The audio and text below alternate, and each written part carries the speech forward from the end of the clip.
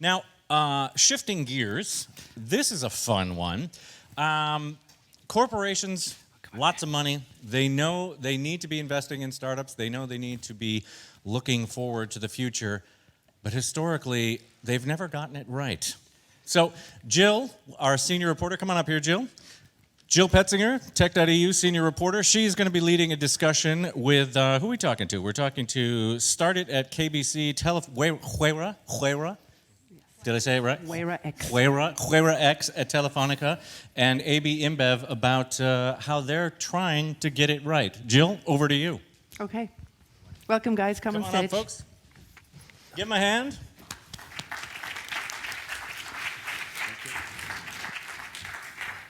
Sorry, as always, I need to move the furniture a little. Okay. Again, welcome to Lode from two things. Started at KBC, an accelerator, and Started X, both based in Belgium. Luisa from Uytterschaut X, which is the corporate venture arm of Telefónica. And Nico from drinks giant AB InBev. Nico is the global innovation director. So we've got a lot of innovation on the stage. And we're going to get straight in, I think. We'll dive in. Basically, corporate innovation, it just sounds like words, but ultimately, corporations have been backing startups through accelerators in various ways since years. And sometimes with great effect, sometimes maybe less successfully. But I'm actually going to start with what Lode is doing. You started Startup X as a way to, as you put it, help companies bring innovations to market the startup way. Now, my first question would be, why are they not able to do that on their own? And what is the startup way? Oh my God. I only have 18 minutes and 54. Well, give us the short version. Yeah, why can they do it the startup way is because they're not structured the startup way. They are structured for scale. They have passed the startup process and the scale-up phase, and now they have to execute, and they have to be, they have to lower cost, lower risk, and increase revenue. And what a startup does, it's no revenue yet. There's a lot of cost and there's a lot of risk. So how do you advise them to innovate the startup way? Is it a consultancy role or? No, we do actually the boots on the ground. So we have a community from the accelerator of over 2,000 startup founders. And if a corporate comes to us and say, look, we're working on a problem or an idea in chemistry, for example, we look at what entrepreneurs we have in our community who actually founded companies in the chemistry sector. And then we link them. So we actually take founders from startups and we put them in the teams of corporates to help them. So actually boots on the ground and actually pick up a phone and call a real person. Okay, to sort of break down these barriers and get the two sides talking, yeah? Obviously, AB InBev knows a thing or two about corporate acceleration. Would you agree that there is this barrier between startups and corporations, or how are you as the point person in the innovation ecosystem? How does your role involve sort of, let's say, dissolving that? Yeah, thank you for asking. And I apologize, I got like a small sore throat here, so I apologize for the voice. So yes, I think, this is always the same big questions. How can big corporations speak to startups, and how can startups acquire the language of big corporations? So I think those interests are not mutually exclusive. Actually, you have to find a way on how you can merge both interests together. So it all starts with a business objective on the corporate side and a mission and vision on the startup side. You merge both together, and then you have great achievements.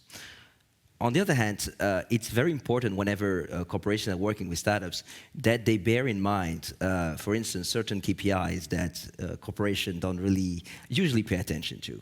Like, for instance, on the procurement side, some big companies are used to pay 90 days end of month.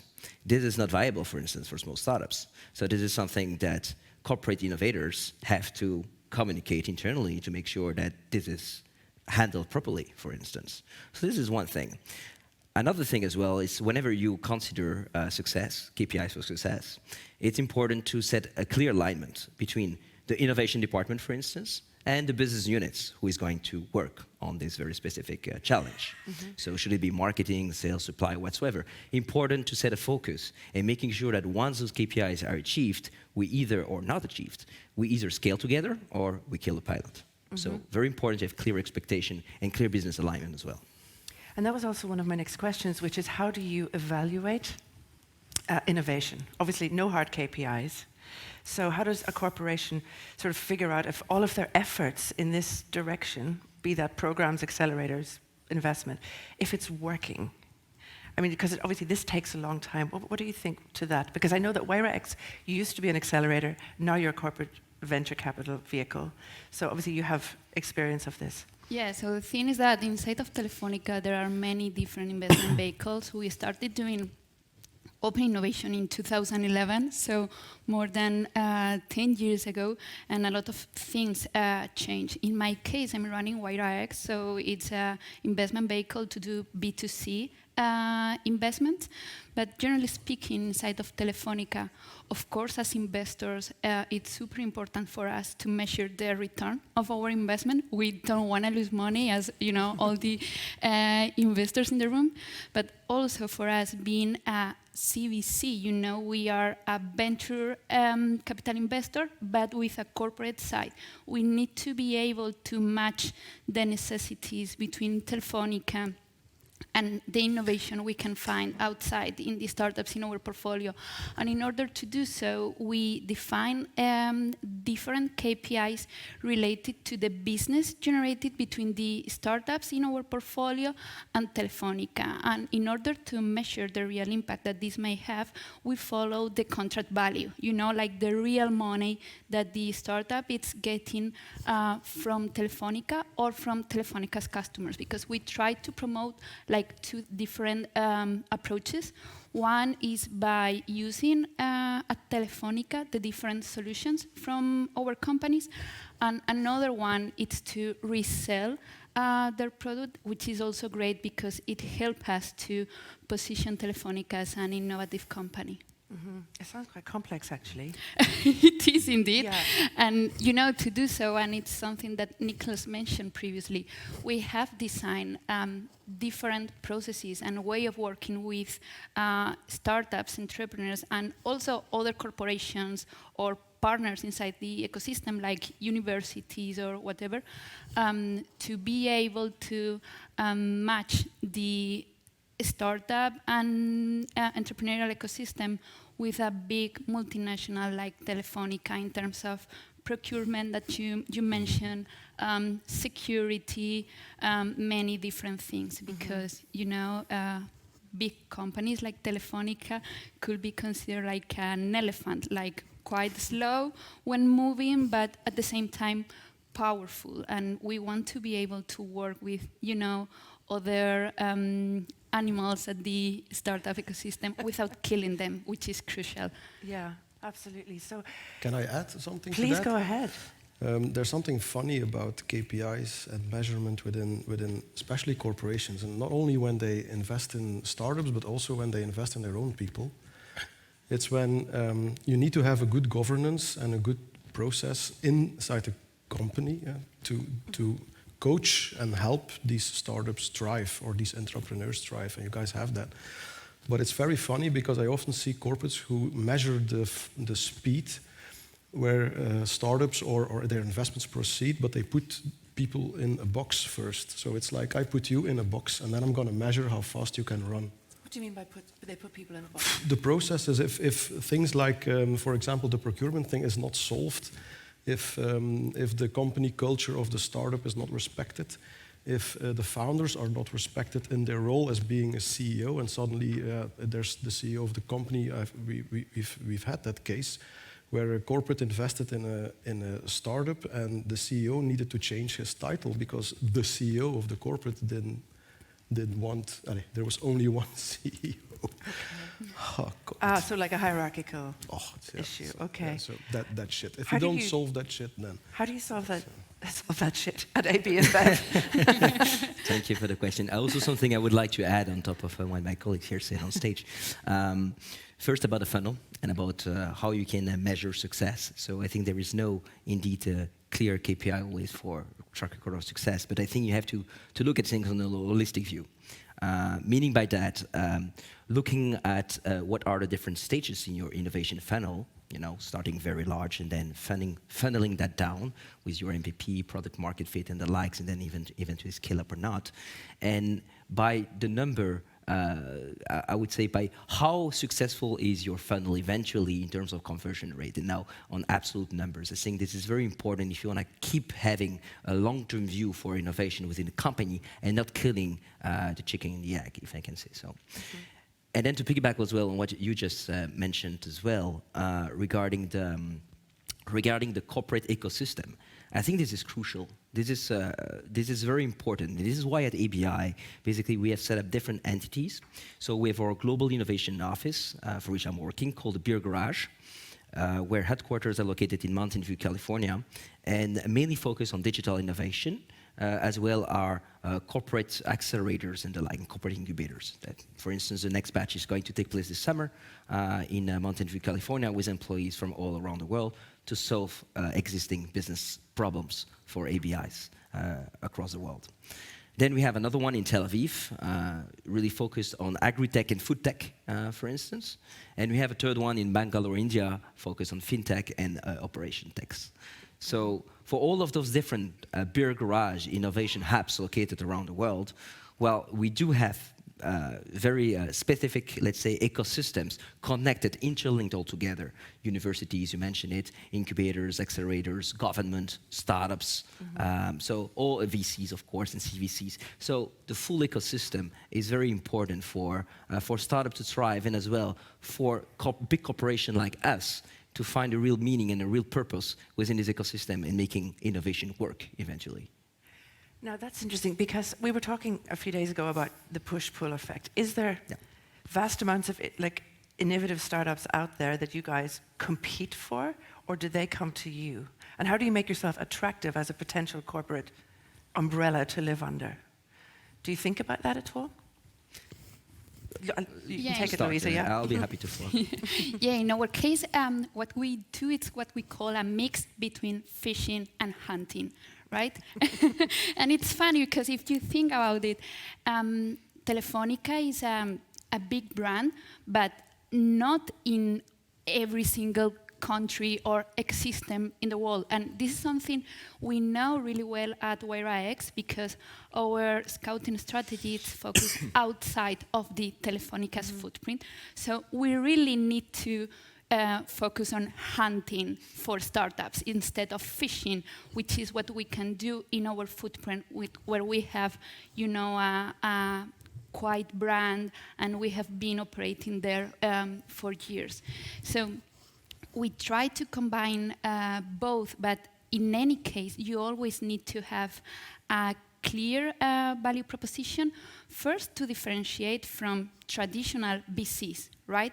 How are you gonna demonstrate that you have right to play when investing in a particular startup? What's the value that you are able to bring on top of money? Because, especially at this time, there is a lot of money and liquidity outside of the market. If one startup is doing something which is really innovative, they will have for sure hundreds of investors willing to invest and to engage in somehow. So you really need to do your homework first of going outside and detect just a couple of things that makes you unique and will bring real value to the startup. Lode, very quickly on that, because obviously you have the inside scoop on this because you're getting feedback from startups. What would you say are the pros and cons in a nutshell for a startup taking CVC or money or joining a corporate accelerator? More pros than cons? There are pros if it's, again, good organized. And if the value proposition is indeed clear, then there are a lot of pros. But we also work with that 40% of the startups that start with the accelerator actually run away from a corporate. So they are 35. So the average age in our community is 35. So not the 2020 school dropouts or something that people know from the movies.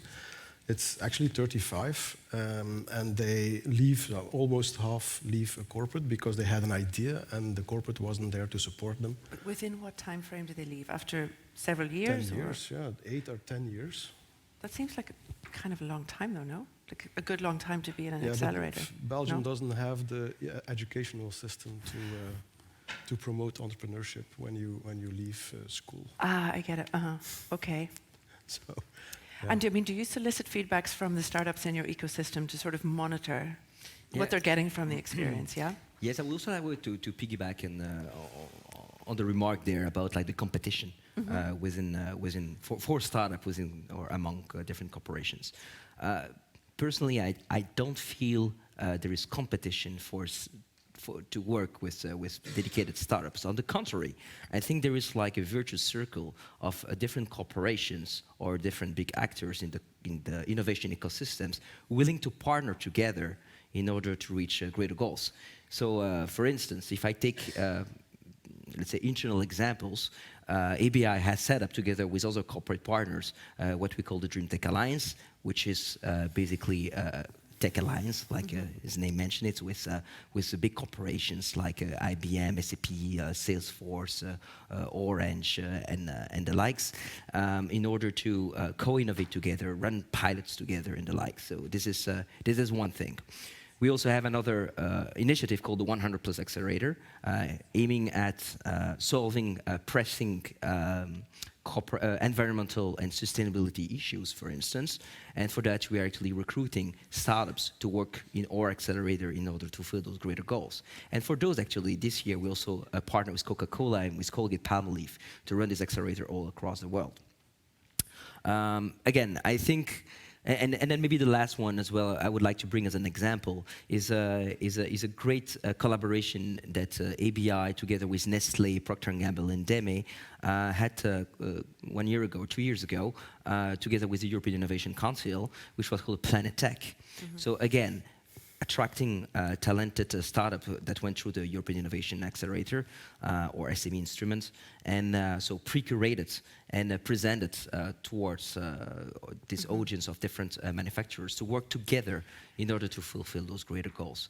So And again, I don't think it's competition. I think Right. it's synergies, and it creates a great traction for everybody among the And ecosystem. success looks like products or services, incorporation of these ideas eventually into products and services for your clients and customers, right? Is that the definition of successful kind of process through the pipeline and out the other side? not always. Sometimes it's just shutting them down. Tell me Yeah, more. but really, there are corporates who actually buy startups because they're working on technology and they want to shut them down. Google is an example. Is that happening a lot? I don't know if it's happening a lot, but In Belgium? Yeah, Belgium, not that much. We had one startup that was sold to Magic Leap, I think, was one of the super unicorn-ish kind of startups where we don't hear anything from yet. But yeah. Sometimes that happens, and also from within the accelerator, we always advise startups not to talk to corporates too soon. Especially if you're in the startup, the real startup phase, like researching whether there's a product market fit. So if you don't have the product market fit yet, and you don't have a structure or something that you can talk with the corporate on maybe the same level, no, we even advise not to talk to corporates. So wait. Wait until you are in a sort of a power balance. You know, corporates are interested, in my experience, they're interested when a scale-up already has a part of the market and they have like 1 or 1.5 year advance. And they cannot catch up anymore. How do you feel about that, Luisa? Well, I think startups. Does he have a point?